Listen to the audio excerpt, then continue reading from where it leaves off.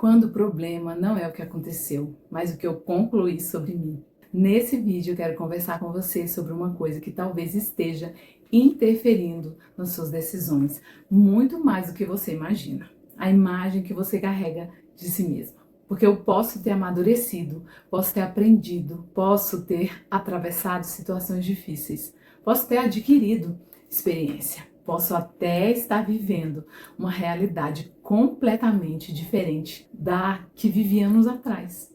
E mesmo assim continuar tomando decisões como se ainda fosse aquela mulher.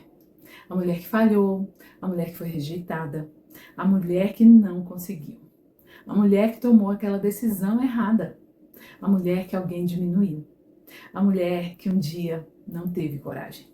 E o que eu quero organizar com você hoje é justamente isso. Talvez algumas áreas da minha vida não estejam travadas, porque eu não sei o que fazer. Talvez eu saiba. O problema pode ser que, no fundo, eu ainda não acredito que eu sou a mulher capaz de fazer aquilo que já sei que precisa ser feito. Foi uma das coisas que mais me chamou a atenção enquanto eu lia Psicocibernética, de Maxwell Maltz. O autor era cirurgião plástico e começou a observar uma coisa curiosa. Algumas pessoas mudavam fisicamente e depois da cirurgia pareciam também mudar na maneira de se relacionar, de agir e de se posicionar. Mas outras não. O rosto mudava, a aparência mudava, só que interiormente elas continuavam se comportando como se nada tivesse acontecido. E isso levou o autor a olhar para algo muito mais profundo do que a aparência física, a imagem que uma pessoa carrega de si mesma. Ao revisitar as minhas anotações, uma coisa ficou especialmente forte para mim. Muitas vezes nossas ações acabam sendo coerentes com aquilo que acreditamos ser. Isso me fez olhar para situações muito comuns da vida, porque existe uma diferença enorme entre dizer eu errei e dizer eu sou um fracasso. Existe diferença entre essa relação não deu certo e eu nunca consigo construir relações saudáveis. Entre eu tomei uma decisão ruim e eu não sei decidir. Eu fiquei insegura naquela situação. Eu sou uma pessoa insegura. O acontecimento termina, mas a identidade que eu construí a partir dele pode continuar. E talvez esse seja um dos lugares mais perigosos da nossa vida interior. Quando uma experiência deixa de ser apenas uma experiência e passa a funcionar como definição. Porque a partir daí eu começo a interpretar novas situações, usando uma versão antiga de mim mesma. Eu penso, melhor não tentar. Da última vez não funcionou. Entre eu tomei uma decisão ruim e eu não sei decidir. Eu fiquei insegura naquela situação. Eu sou uma pessoa insegura. O acontecimento termina, mas a identidade que eu construí a partir dele pode continuar. E talvez esse seja um dos lugares mais perigosos da nossa vida interior. Quando uma experiência deixa de ser apenas uma experiência e passa a funcionar como definição. Porque a partir daí eu começo a interpretar novas situações, usando uma versão antiga de mim mesma. Eu penso, melhor não tentar. Da última vez não funcionou. Eu nunca fui boa nisso. Eu não tenho esse perfil. Talvez não seja para mim. Fulana conseguiria, mas eu não. E o mais interessante é que muitas vezes eu nem percebo que estou fazendo isso. Eu acho que estou apenas sendo realista, prudente, consciente das minhas limitações. Mas talvez parte dessa prudência seja apenas uma história antiga que adquiriu autoridade demais. Uma das frases das minhas anotações diz que frequentemente nós nos medimos não pela própria realidade, mas pela norma de outra pessoa. Isso também me confrontou, porque talvez eu não esteja me sentindo insuficiente, porque realmente sou insuficiente. Talvez eu esteja tentando ser uma pessoa que nunca fui criada para ser. Eu olho para a maneira como outra mulher trabalha, como organiza a casa, como cria os filhos, como fala, como se veste, como se relaciona com Deus. E começo a medir minha vida usando a régua dela. Só que existe um problema nessa comparação. Eu sempre perco. porque eu conheço o resultado dela e conheço os bastidores de mim. Eu vejo aquilo que ela faz bem e comparo com aquilo em que eu ainda estou crescendo. E aos poucos eu vou construindo uma imagem mental de alguém sempre um pouco aquém, nunca totalmente pronta, nunca suficientemente preparada, nunca suficientemente madura. E isso conversa diretamente com uma dor que eu vejo em muitas mulheres. A sensação de que sempre falta alguma coisa antes de poder avançar. Mais clareza, mais confirmação, mais preparo, mais segurança, mais oração, mais uma leitura, mais uma opinião, até que a vida começa a ser vivida num estado permanente de preparação. E poucas decisões são realmente sustentadas. Talvez o problema não seja a falta de capacidade. Talvez seja que a imagem que eu carrego de mim ainda não alcançou a mulher que eu já me tornei. Meu nome é Patrícia e este espaço se chama Entre Páginas e Revelações. Esse canal nasceu do encontro entre leitura, vida interior e maturidade espiritual. Aqui os livros não são usados como resenhas, nem como inspiração rápida. Eles são instrumentos de formação, confronto e clareza para mulheres cristãs que desejam amadurecer por dentro, decidir com mais consciência e viver diante de Deus sem culpa, sem confusão e sem autoabandono. Por isso, aqui eu não quero usar apenas livros para acumular ideias, eu quero usá-los como espelhos, porque a informação sozinha não necessariamente muda vidas. Aliás, logo no começo de Psicocibernética, existe uma observação que combina muito com aquilo que eu quero construir aqui no canal. Uma leitura precisa ser experimentada. Ela precisa provocar algum tipo de resposta, algum ajuste, alguma decisão. Senão eu termino mais um livro sabendo mais, mas vivendo exatamente como antes. E essa leitura me fez observar, principalmente, a maneira como eu converso comigo depois de um erro. Porque eu acho que nós fazemos uma coisa muito cruel sem perceber. Quando acertamos, tratamos como obrigação. Quando erramos, tratamos como identidade. Se eu fiz alguma coisa bem, era o mínimo. Se algo deu errado, está vendo? Eu sabia que não conseguiria. O erro ganha uma força enorme. O acerto quase não recebe atenção.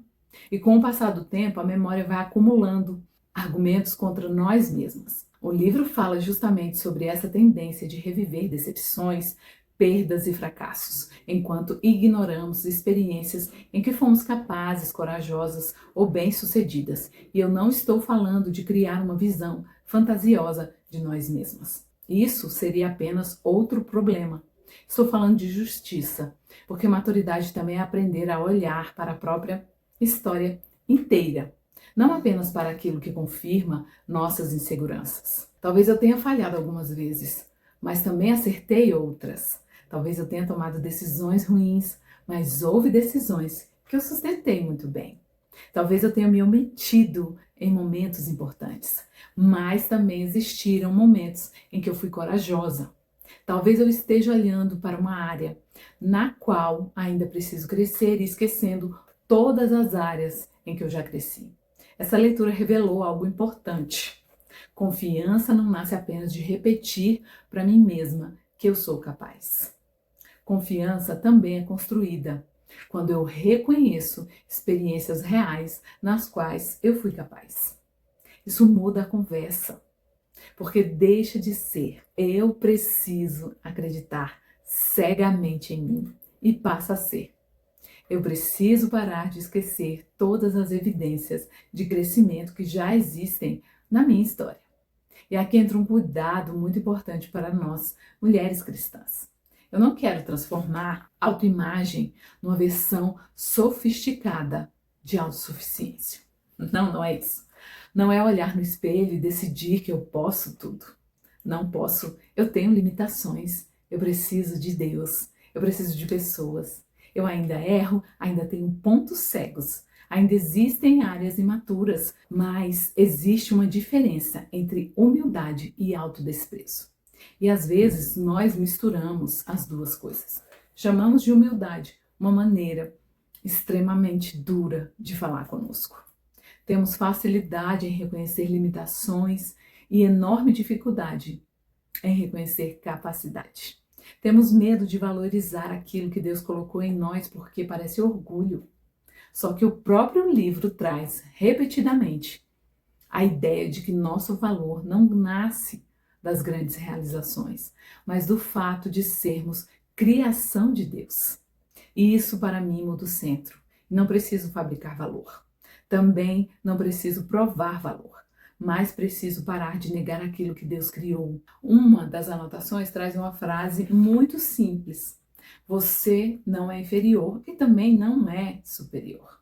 Você é você. Eu gosto disso porque desmonta os dois extremos. Não preciso me colocar acima, mas também não preciso continuar me colocando abaixo. E isso toca diretamente na comparação. Talvez uma parte da minha insegurança exista porque eu continuo tentando alcançar um padrão que pertence a outra pessoa. O jeito dela, o ritmo dela, as escolhas dela, a personalidade dela, a história. Mas e se eu fui criada como uma pessoa única, tentar ser uma cópia não é humildade, é desperdício. E existe outra parte dessa leitura que considero ainda mais importante. Mudar a imagem que tenho de mim não significa inventar uma nova pessoa. Significa olhar com mais verdade para quem já existe. Isso é muito diferente. Eu não preciso construir uma personagem confiante. Eu preciso parar de carregar uma caricatura derrotada de mim mesma.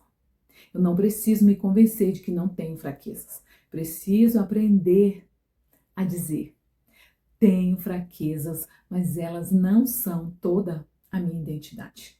Eu cometi erros, mas meus erros não compõem tudo que eu sou. Tenho coisas para amadurecer, mas posso começar exatamente daqui. Essa última ideia talvez seja uma das mais libertadoras dessa leitura. Começar de onde eu realmente estou, sem esperar virar outra pessoa. Se enquanto você me ouve, sentir que o livro pode te ajudar a aprofundar esse processo, o link está na legenda para quem quiser seguir essa leitura no seu próprio ritmo. Eu li Psicocibernética no Kindle e fiz muitas dessas anotações por aqui. Para quem sempre me pergunta, também vou deixar o link do Kindle na legenda, porque ele acabou se tornando praticamente o meu companheiro de todas as horas. E se esse tipo de conversa sobre vida interior, maturidade espiritual e governo interior faz sentido para você, curta esse vídeo e se inscreva no canal. Porque agora eu quero entrar na parte que talvez seja a mais importante.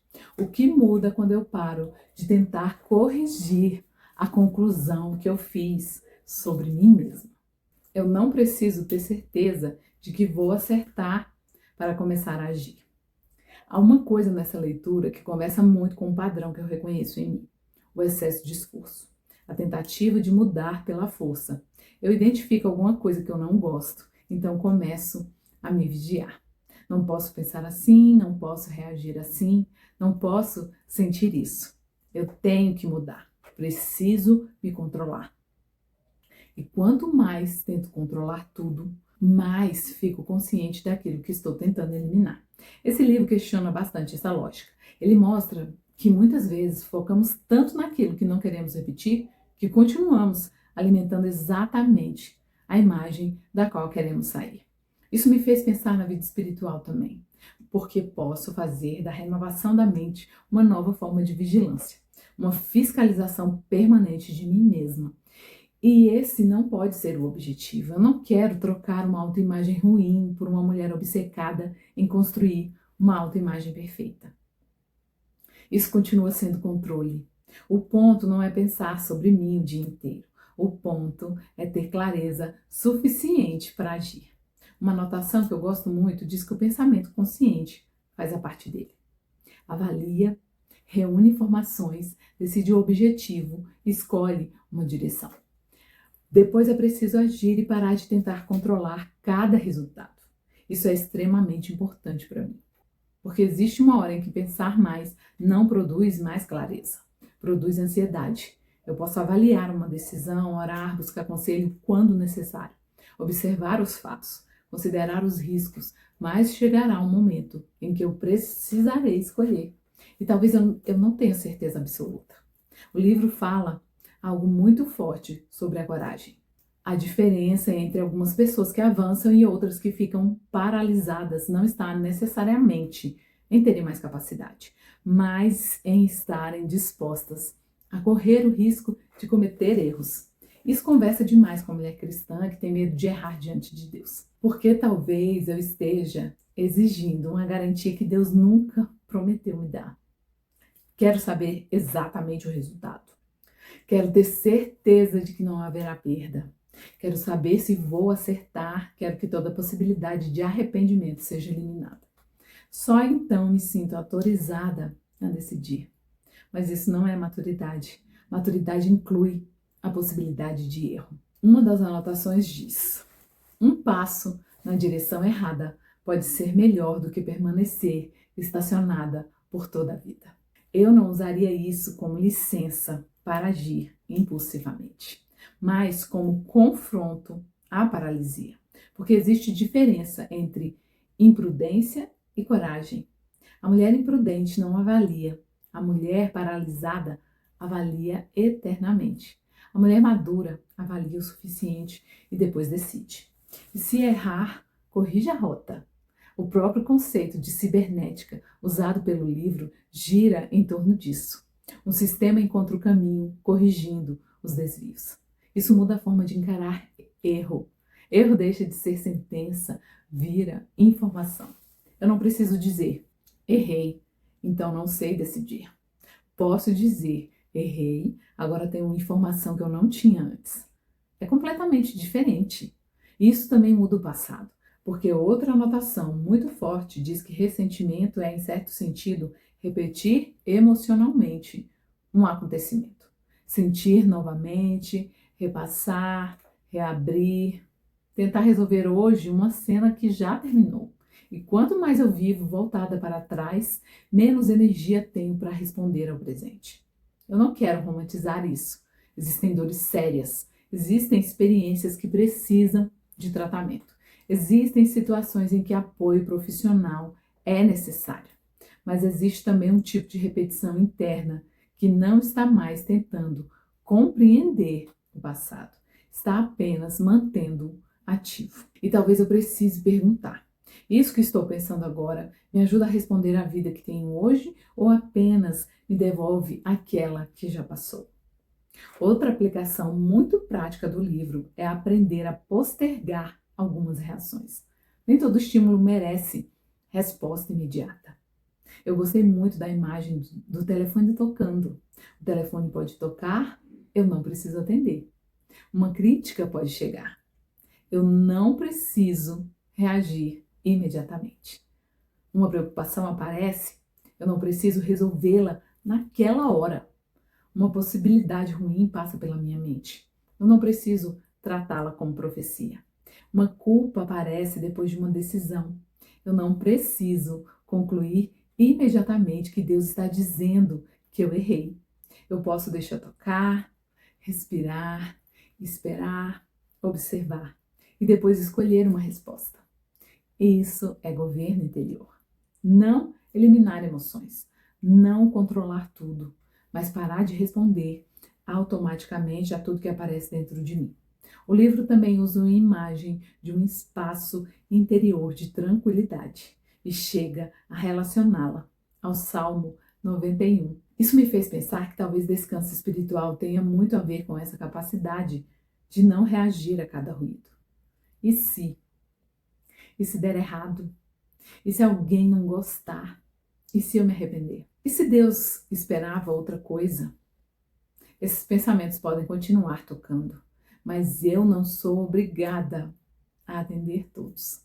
Talvez a decisão prática desse vídeo seja justamente essa. Quando uma velha conclusão sobre mim aparecer, eu não vou tratá-la automaticamente como verdade. Eu vou perguntar: isso é um fato sobre quem eu sou ou uma interpretação construída a partir de algo que vivi? Porque eu fracassei é um fato possível. Eu sou um fracasso é uma conclusão. Fiquei com medo é uma experiência. Sou covarde é uma identidade. Essa pessoa me rejeitou Pode ter acontecido. Eu não sou digna de ser amada. É outra coisa completamente diferente. Separar uma coisa da outra pode devolver muita liberdade. Ao terminar essa leitura, eu não fiquei com a sensação de que precisava me tornar uma mulher que pensa positivo o tempo inteiro. Muito menos alguém que imagina resultados perfeitos e espera que eles aconteçam. O que ficou para mim foi algo mais sóbrio. Eu preciso ser responsável pela imagem que continuo alimentando de mim mesma. Porque existe diferença entre reconhecer a história e viver definida por ela. Entre aprender com o fracasso e incorporá-lo à identidade.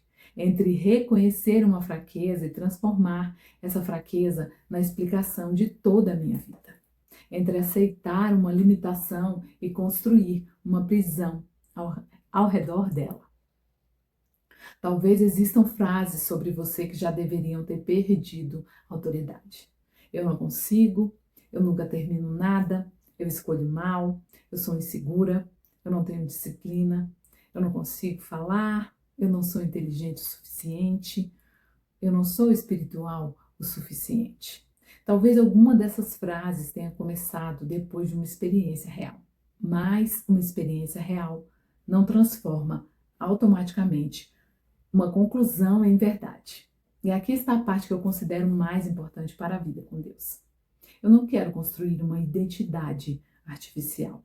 Eu quero aprender a me enxergar com sobriedade, como alguém criada por Deus, limitada, mas valiosa, imperfeita, mas capaz de amadurecer, dependente dele, mas responsável pelas decisões que me cabem. Alguém que pode errar sem deixar de ser filha, que pode corrigir a rota sem transformar cada desvio em condenação, que pode reconhecer uma fraqueza sem odiar a si mesma por causa dela. Uma anotação que fiz diz algo que eu gostaria de levar comigo. Aceite-se como é e comece a partir daí. Talvez esse seja o ponto. Não esperar a mulher perfeita aparecer. Não esperar sentir confiança absoluta. Não esperar eliminar todos os medos. Começar daqui, com a maturidade que eu tenho hoje. Com aquilo que já aprendi, com os recursos que tenho, com Deus. Escolher alguma coisa que esteja alinhada com a mulher que estou me tornando. Em vez de continuar obedecendo aquela que fui. Talvez seja uma conversa que você vem adiando, uma decisão, um projeto, um limite, um posicionamento. Algo que você continua dizendo que não combina com você. Talvez só não combine com a imagem antiga que você ainda carrega. Eu quero orar com você.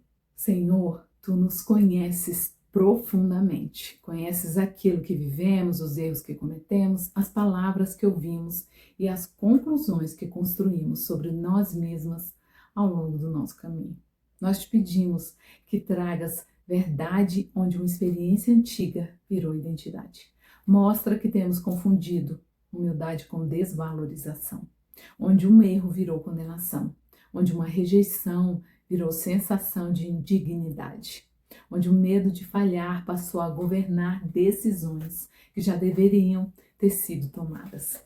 Ensina-nos a olhar para nós mesmas com verdade, sem superioridade, sem autossuficiência, mas também sem desprezar aquilo que Tu criaste.